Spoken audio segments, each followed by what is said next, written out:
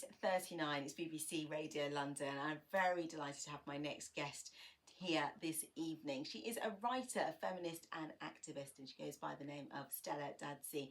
She's one of the founding figures of the Black women's movement in Britain, and her new book, A Whole Heap of Mix-Up, brings together decades of personal, political and creative writing, reflecting on a life lived in the struggle. And I'm delighted to welcome you along to the programme. How are you doing? I'm doing very well, thank you. Excellent. Well, it's a real pleasure to have you here. And congratulations on the new book.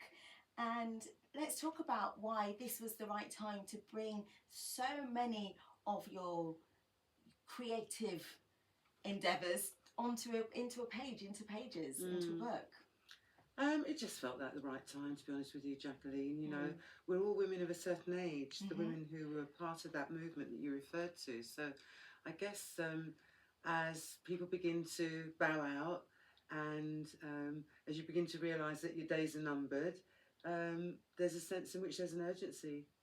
And I certainly have had this idea brewing for a while now. Yeah. And it just felt like the right time to bring it together. And you say a sense of urgency and the right time to bring it together. And actually, I think that in a lot of ways, politically, for Black women, it's a good time to bring it all together as well, because it feels like now we're in an era where more than ever, Black women's bodies, hair, movements are being policed and being watched or being hard done by in a way which has obviously been the source for the women's movement in the first place when you all started, but it seems to be in the conversation right now as well.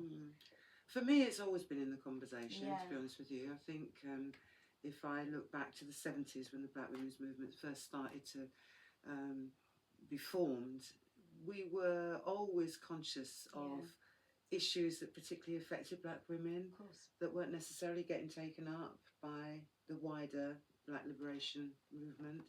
So I think Black women's issues have always been on the agenda for me. Of course. Obviously, the issues change and the conversation changes over time, and with social media you've got a lot more chatter going on. But certainly one of the things that interests me is that even though I'm looking at a career that goes back like over 50 years, the issues that engage us are the same issues that engaged us then. It's not necessarily changed much. How does that make you feel? That's a difficult question. In a way, you know, if I look at some of the other books that I've been involved in, like Heart of the Race, which was republished as a feminist classic a couple of years ago, 2018, a bit longer than years. You know, it was very gratifying to feel that that book was so well received, but it was also disheartening to think about the issues that hadn't gone away in all that time. So, yeah, a bit of mixed feelings. Mixed feelings. Is there any one area that you feel, do you know what, the envelope really has been pushed and things are so much better in that specific topic of conversation when it comes to Black women's rights over the years? I think we are more visible, and we can look to a number of Black women now who have, in quotes, made it, and who are public figures, some more popular than others. So in that sense we're more visible, and in that context we're more vocal as well. But that can be misleading, because if you think about the realities for the vast majority of Black women, the ones whose names aren't up in lights, we're still grappling with issues to do with the police, domestic violence, what younger Black women, I suppose, would call misogynoir, you know. And it's important, I think, that we don't fool ourselves into thinking that because one or two figures have made it, that somehow everything's hunky-dory. The issues are no longer there for us. They still are, and we still need to fight. And I think if you look at recent developments, you can see that some of the struggles that we'd fought and won have come back to haunt us, and we realise we still have to defend that territory. Talk about the book some more then, and A Whole Heap of Mix-Up. And it's a great title, and it's tell us about that title and why you chose it. You talk about that a little bit in the introduction, but let's hear it from you. It worked for me on so many levels, and it kind of came to me. I like the title because it's a nod to the music that shaped our generation. I mean, I'm hoping you'll play a bit of Burning Spear, maybe, I don't know, but you know, those radical roots reggae artists, they really did shape and form our consciousness or help to do that. So it's a nod to that. It's also a nod to my mixed heritage. But I think most of all, it's about reflecting what's in the book. It is a whole heap of mix-up. It's a mixture of fiction and non-fiction, of poetry, interview snippets, articles I've written, speeches I've given, and some artwork. Yeah. So it really is an eclectic mix, and you know, it says what it says on the tin, really. Yeah. It is that. Producer Paul, I'm going to have to see if Producer Paul is able to get us some Burning Spear as well, so that we can play that after this conversation. So we'll see how we get on with that.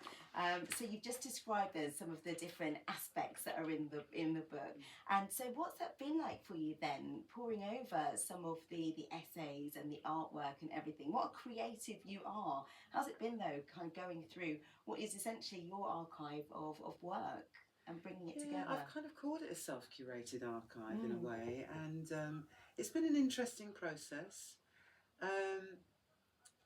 It seems to me that if you look at, for example, the success of the Black Cultural Archive in Brixton, and particularly how many people flocked to their door to find out about the Black Women's Movement, it felt to me that it was quite timely.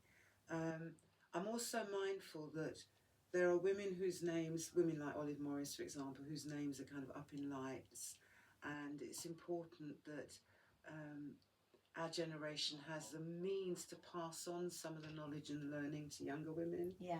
And this felt like a good way to do it.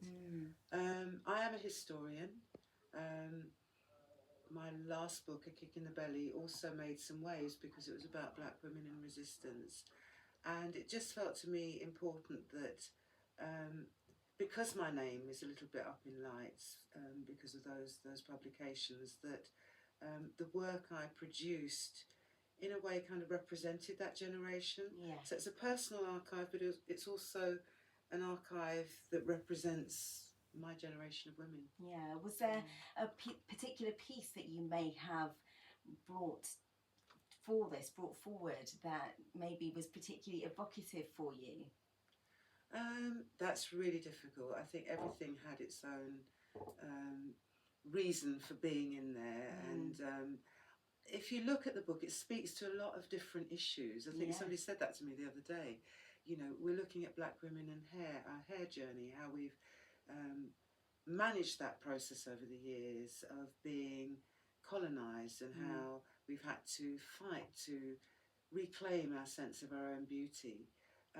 But it also speaks to the history that we've been erased from. You know, some of the short stories, for example, they try to bring to life the characters who come to us through history, sometimes without names, without identities. And I suppose the poetry speaks to the inner voices, you know.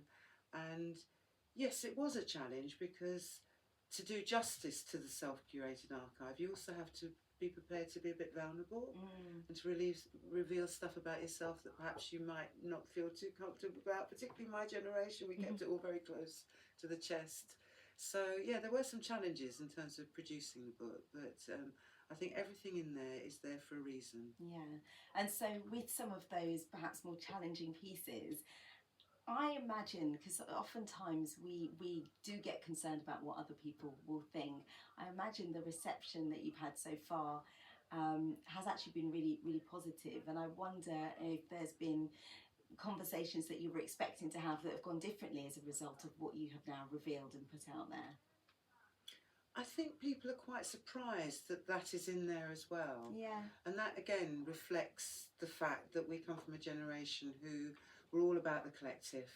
We didn't put our names forward. We very rarely put our names to articles that when we wrote them, and we we worked on the we operated on the principle that, you know, if we all work together and we struggle together, then we should all take credit for that struggle. We shouldn't push egos out in front. So I think for some people that was a surprise to see that, but it was also necessary, as I say in the title, you know, people see us as activists, but we're also mothers and sisters and lovers and the sole white face on a plain load of white folks.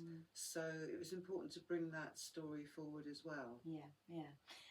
Take us back. Can you take us back to those early days and just give us a sense of what it was like when you realised that you were part of this movement and that you were all coming together? What was it like then? That's hard. You're asking me to think back 50 years. Yeah. But I think, you know, we were drawn, our generation, to activism because there were so many isms and schisms, you know, that we had to deal with. And some people will say, you know, what drew you on that journey? I think for many of us, it was kind of almost automatic that we would be drawn to the kind of politics that allowed us to speak out and to speak up on behalf of a group of people who had not had a voice up until then. So that was exciting. Were you always outspoken? Personally, yes, I think I was, but it's a learning curve, and we learnt to be more and more outspoken as we realised that sometimes we weren't getting listened to. And I'm not just talking about society in general, within our own communities as well. There was a need to kind of put some of our issues on the table. So, yeah, it was an exciting time, and it was about feeling our way through not just anti-racist struggles, but also feminist struggles. If you think about it, in the mid-70s, the women's movement was only just really coming into its own.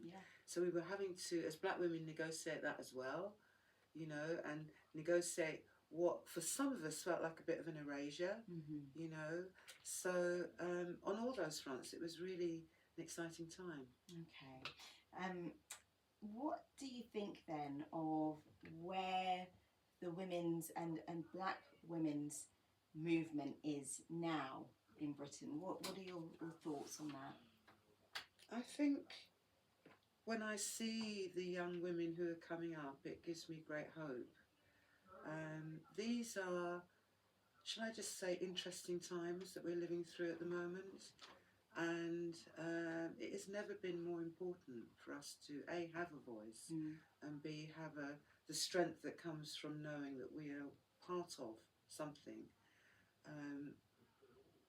So I guess if I'm thinking about black young women today and their access to social media and their ability to communicate and all the things that we didn't have, it is not only interesting times but exciting times.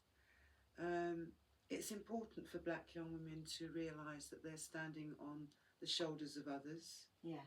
It's important that they recognise that we have a history, and that history includes both successes and mistakes that can be learnt from. That's partly why our archive is so important, because we can go back into that and we can learn from the voices and the experiences of others. As I said earlier, it's important not to be fooled by the idea that because one or two black women have made it, that somehow the issues and the struggles that confront us have somehow been dealt with.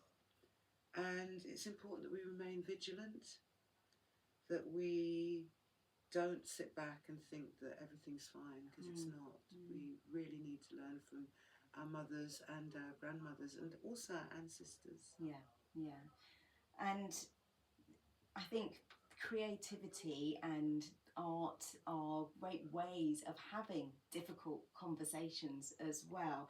So just talk about how you've used creativity to help express some of the messages that you have wanted to get across, and the reception that has had over the years as well.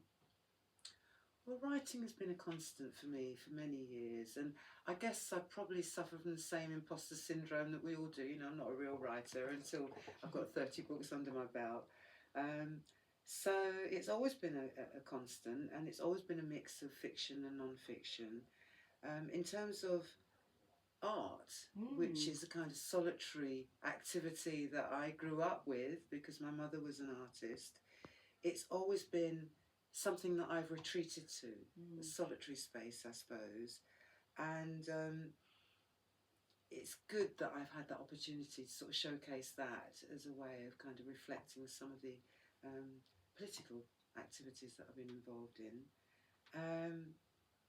And I think in terms of my historian's hat, creativity is a really important way of bringing to life the stories of women who would otherwise be erased from history. We have been airbrushed out of the picture, black women.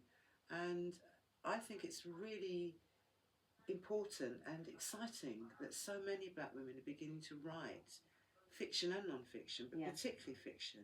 You know, we now have a growing canon of black female voices. So I add my voice to that canon, and I'm proud to do that. Yeah, most definitely. And I think I read, you know, the small amount that I have been able to read of your book so far, and you just mentioned there that your mum was an artist, and am I right in thinking then that you were painting from as early as you can remember, pretty much? And absolutely.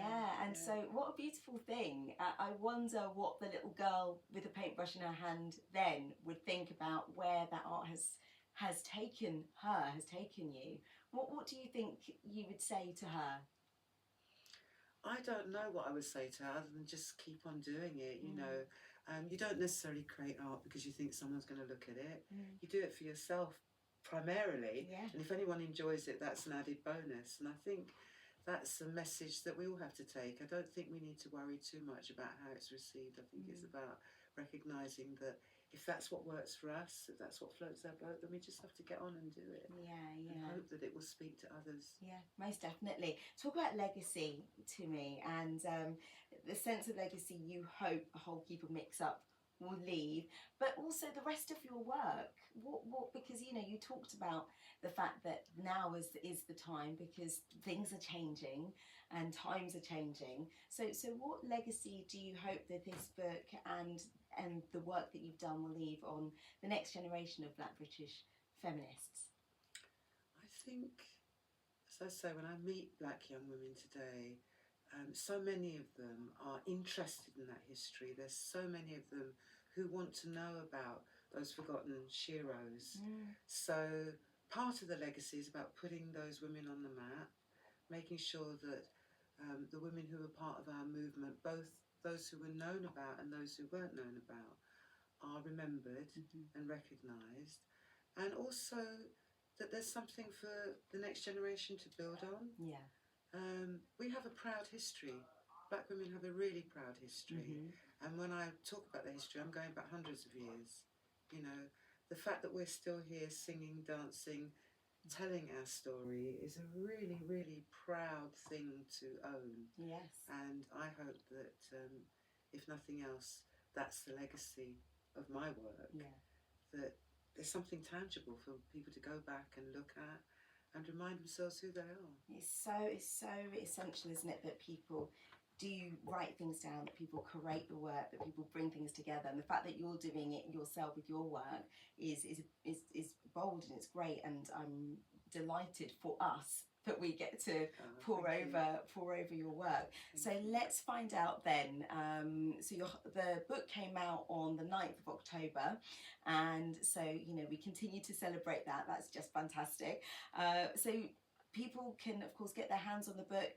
And you had a book launch, I believe, at the Royal Museum's Greenwich. No, that's coming up. We've had a couple of launch events in Camden. We had a great one in Brixton the other day. 150 people showed up at the library. We've got more coming up. So the 30th of October. That's coming up at the Royal Museum's Greenwich, and there's also one at the Feminist Library on the 21st. Okay, so for information on that, you can go to.